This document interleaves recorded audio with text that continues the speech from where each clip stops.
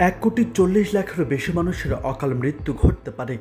2030 সালের মধ্যে অকাল মৃত্যুর এ ঘটনা ঘটতে পারে এমনটাই দাবি করা হয়েছে বিখ্যাত চিকিৎসা বিষয়ক গবেষণা সাময়িকী দ্য ল্যান্সেট এ প্রকাশিত এক গবেষণা।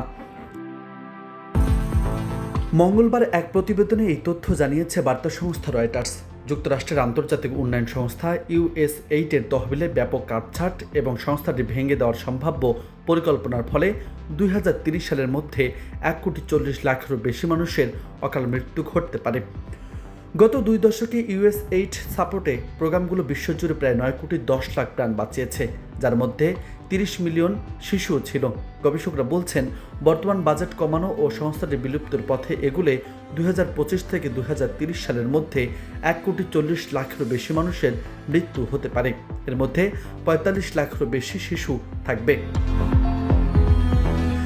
বার্তা সংস্থাটি বলছে, ডোনাল্ড ট্রাম্পের প্রশাসন 2025 সালের শুরু থেকে USAID-এর বাজেট কমিয়ে দিচ্ছে। যুক্তি হিসেবে দেখানো হচ্ছে অপ্রয়োজনীয় খরচ কমানো।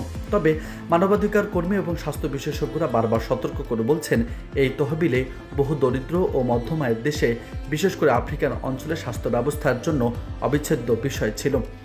মূলত যুক্তরাষ্ট্র বিশ্বের সবচেয়ে বড় মানবিক সহায়তা দানকারী দেশ।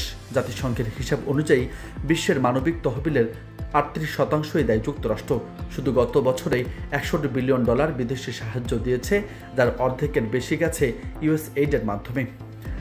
দ্য ল্যান্সেটে প্রকাশিত ওই গবেষণায় গবেষকরা বলছেন, যদি 2025 সালের প্রথমার্ধে ঘোষিত তহবিল কাটছাঁট স্থায়ী হয় এবং পূর্বের সহায়তা ফিরে না আসে, তবে 2030 সালের মধ্যে বিস্ময়কর মাত্রার অপ্রয়োজনীয় মৃত্যু ঘটবে। নিউজ ডেস্ক, বার্তা 24।